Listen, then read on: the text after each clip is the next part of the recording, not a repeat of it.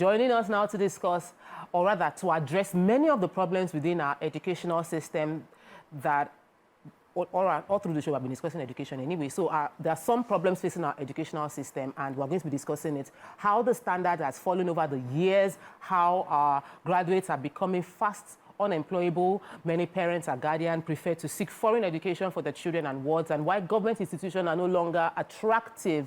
Joining us for this conversation is Mr. Alex Onyia, the founder of Educare, one of the top educational platforms in Africa. He will be discussing our curriculum, what is wrong with our curriculum, could we have a funding problem, or is it the infrastructural deficit? These and much more we will be discussing with him. Welcome to the show, sir. Thank you so much. We're excited to have you. Alex Onyia. Onyia. Alex Onyia. Thank you. See, there are many issues. You see, the last guest just dissed the curriculum, it dissed our educational system, say la cram la. We're not really, and I think it was on Monday, we also on the show discussed the fact that a lot of Nigerian graduates are unemployable. And then we have the fact that even ASU are threatening to go on strike right now, saying the government hasn't fulfilled obligations. So where are we even going to, where would you like to start from? Would you want to start from the primary school, secondary school, or university to start addressing the problems that we have seen in this educational sector? Just before you start answering, let me invite our callers to join the conversation. You can call us on 0810-764-1679, or you can call us on 090-241-63440. Tweet to us. We'd love to get your information on X, or you can join our streaming and comment on YouTube right away. So where would you like to start to? Okay, firstly, I would like to say that you guys are doing an amazing job. Thank you so much. So when we talk about education for a country, I think the first focus is actually on basic education. Okay. And when you talk about basic education, you talk about the early years, that's the primary, and then the end of junior secondary. Oh, okay. So now, what's the purpose of education? Education basically is to be able to prepare the people for the society, to prepare the people so that they can actually grow and then advance and do more critical things. Senior secondary starts from specialization and research. So when you want to fix education, you don't focus on senior secondary and the university. You start from focusing on the basic education, because the truth of the matter is that any child that has quality basic education has already been prepared for the future. Right. And that's when you see the society start getting fixed. But a situation whereby you look at the horrible nature of the nursery schools, the primary schools, and there's zero attention to them, then you can already start detecting core decay in the system.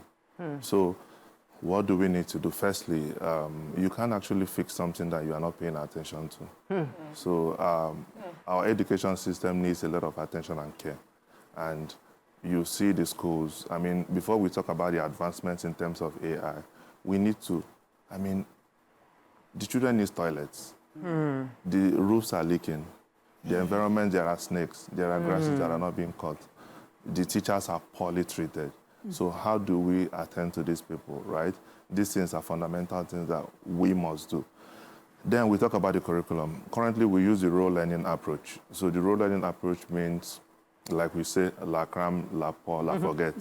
So children are, and that's the reason why we have a lot of churches, but the society is still in decay. So the reason is that people's spirituality are being determined by how much they can quote scriptures, not by how much of what they learn transforms their lives.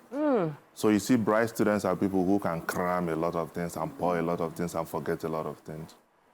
But now, and any country that you see that practices role learning at this age never makes any form of advancement.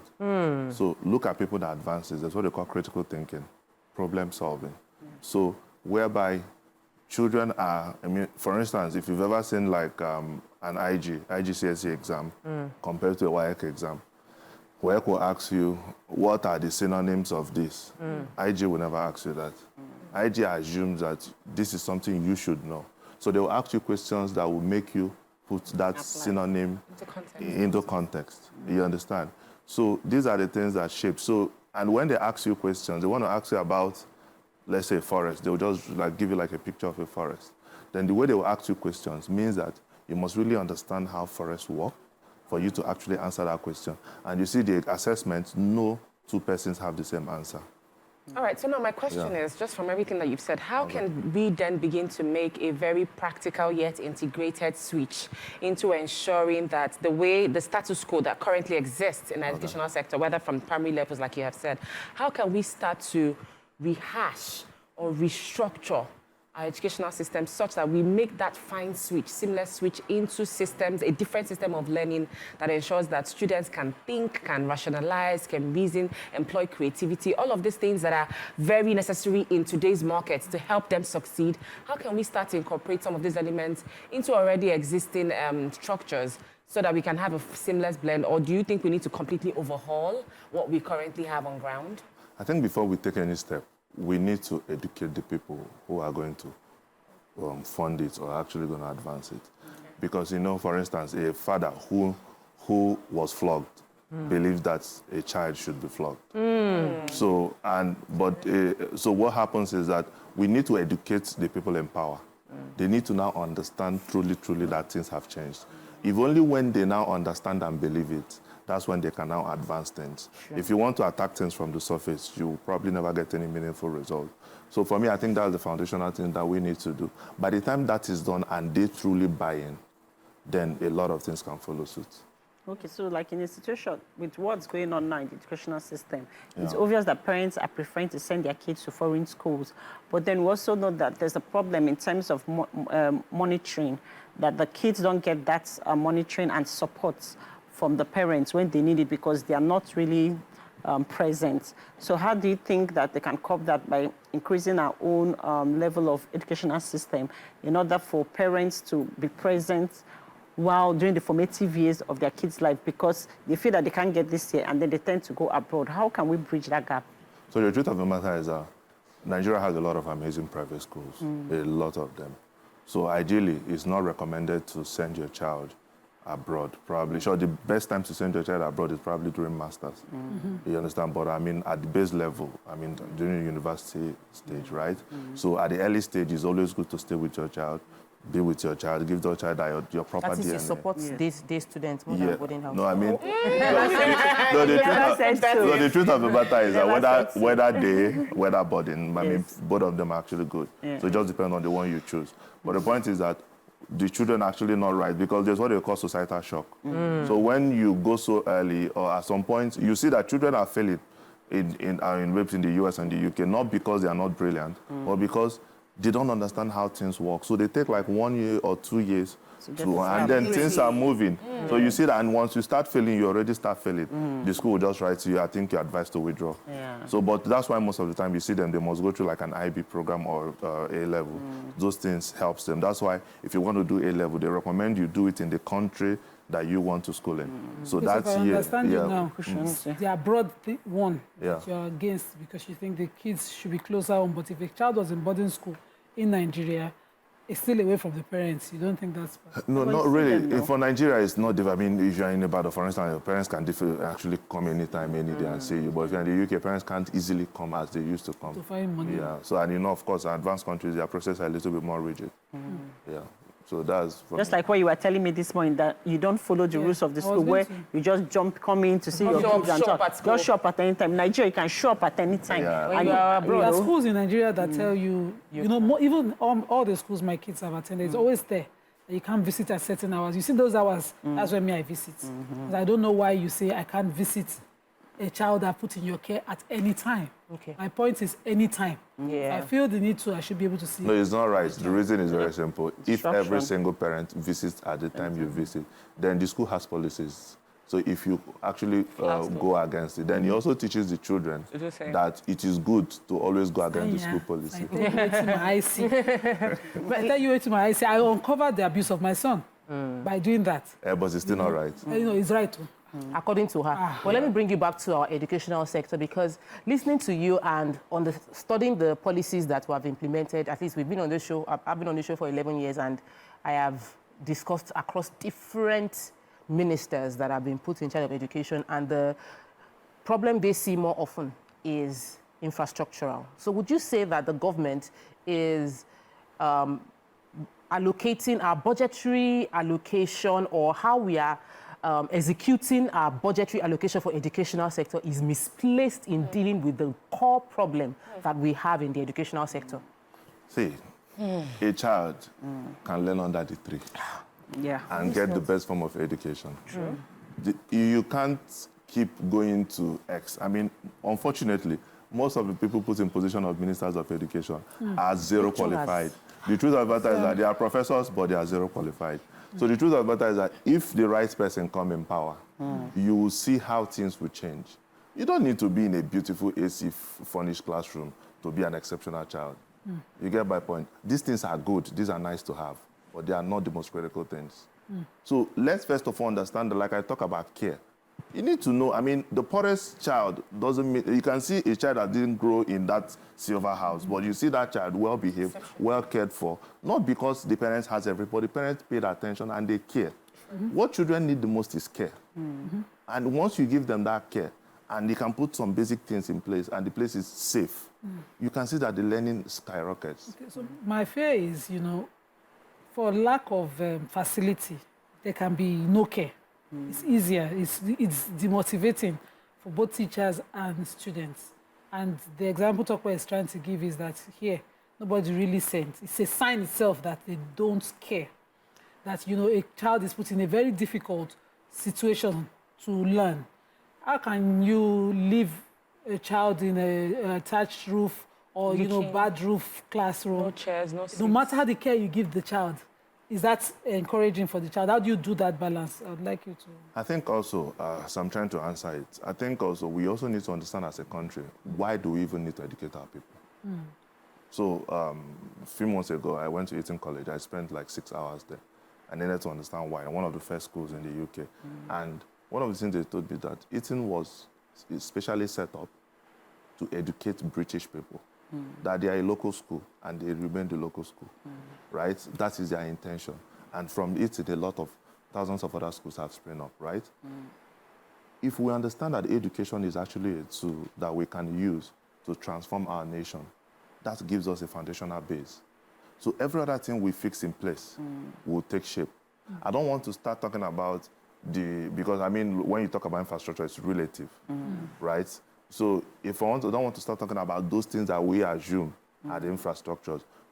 Currently, I mean, technology is very critical now in learning. If the children can have a very safe environment, a very safe and neat environment that can protect them and quality teachers that can show them care and educate them, these are all they need, and it may not cost us so much. Yeah, so I was going to Let me about... take this call. Okay. Gladys has called all the way from New York. Welcome to the show. Good morning. Hi, Gladys. Hello, good morning, Gladys. Good morning. Good morning. Good morning. Yes, thank you so much. I enjoy your program. So Thank you. Different give us the opportunity to be stable all the time. But the little time I have joined into listening. I actually have a question for the very speaker this morning. He's talking about how can we transform the education system in the nation. And how can we have a suitable environment of learning? Sorry, excuse me. When our leaders are not ready to set up things, if the infrastructure in the schools are not properly arranged. Well, I've got to our leaders. I understand you cannot discuss education without discussing about leadership and governance, but I think that what we want to do is not castigate on this show. We want to inform our leaders. If we say they don't know, then let them, by listening to this show, get information. You were going to ask a question. Yeah. So I was going to ask about tech because you ventured Let me into... just answer briefly Yes, please on go this. ahead. So for me, the leaders are actually us. That's the flesh and blood. So that somebody don't agree now doesn't mean the person will agree tomorrow. That's why we teach. You teach a child, you teach again, you keep teaching till they will stick. So the point is that a leader may not understand now, a leader may not understand tomorrow, next tomorrow, but maybe the first time they will understand. So the point is that that's the purpose of this kind of engagement, so that they can listen, they can understand the critical importance, and we keep emphasizing it till the time they said, we have not bought in, and then we move. So that's basically how I see them, actually. That's a great perspective. All right, so talking about care when it comes to education, the place of care, I wanted to venture into tech. How do you think that tech can be incorporated or utilized to speak to the heart of education, what education should be in this day and age. How do you think that we can leverage tech better for all collaborative arms in the educational sector, whether it be teachers, students, parents, guardians? How do you think that we can have, that tech can help to provide a platform where we can synergize and, you know, create a more robust process such that we address care as it should be given in education, and we can actually, you know, move things forward in this sector? Before you answer, let me take Austin. Austin has called from Surulere. Welcome to the show, Austin. Good morning. Good morning, Austin. Good morning, ladies, and the gentleman there. You're doing great. Thank you. I've been listening to your guests. I was wondering, what about core values, morality? Sometimes when you give these children all the best education, but moral depravity messes up everything. Like some schools, some that went to Dubai, and there was a video of a particular girl messing up. So what about morals? What about core values? How come our educational system inculcate these? Because if you spend the millions and then the behavior, the attitude is zero, I mean, it's going to be, the outcome eventually will not be desirable. What do you think about that? Thanks. Okay, so, you know, we have different arms of education. So, but you know, majorly what we know here and we focus so much is on academic education. The secular part. We have spiritual education, and this type of educations are very critical. We have the moral education, like he was talking about. Can you imagine a first-class graduate going to jail? You know, that's a slap. I've always said that the true, what they call it, the true proof of the education that you have is your character. So, if you have bad character, your education is worthless, right? So the point is that, and remember, it's not one, it's the society that trains a child. Sure. And that's why if we get the foundation right, the society knows that this is not allowed here. This is not allowed here. Ideally, human beings are designed to be erroneous. That is why you have rules, you have policies, you have this. So that's why the government has to do their part, making sure that rules are being made, the consequences are followed, and then we don't bypass any form of process. So I think in terms of building the morals and standards and organization, this is where the government plays this critical role. Because even the Bible tells that the government, the purpose of the government is to ensure that the right behaviors are being maintained. Yeah, but so she asked the question about using technology to advance the educational sector. Okay. And I'd like to say, do we need it at this time in Nigeria? Yes, fortunately, we work with more than 2,000 top private schools in Nigeria. Oh, okay. So, yeah, we have access to almost all of them. So we understand how our technology have shaped their learning. So, I mean, there are so many ways that we can deploy technology. One is actually in teaching and learning. So let me give you an instance. The quality of who teaches you determines your output. Sure. So to have the best teachers in every school is impossible. So that is why you see somebody like in programming, we have like Moshe Medani. Moshe Medani has taught more than 10 million people. And he does that online. So with Moshe Medani, you see that they have 10 million overqualified or exceptional software engineers. So you can actually invest, you can see some people like you, Lesson, that did some amazing stuff, right? But aside from that, you can, if, let's say, Chika now decides to record something on, let's say, media marketing with your wealth of experience, and you see that 1 million mass communication children watch it, trust me, they will have exact same quality. So, and the only way you can get it to those people with that time is through technology. Then in terms of, exactly, in terms of assessment, you know, there's one of the things we did that actually caused a lot of transformation in education. We stopped assessing based on, for instance, when we take our CBT assessment, we are not coming to say, you got maths B, or you got maths 40. We want to know, okay, maths has... Let's talk about this assessment evaluation with tech when we come back from this break. We'll take a quick break. When we return, we continue with how to deal with the challenges of our educational sector and the key areas that will help us see improvement in our next generation. Stay with us. We'll be right back.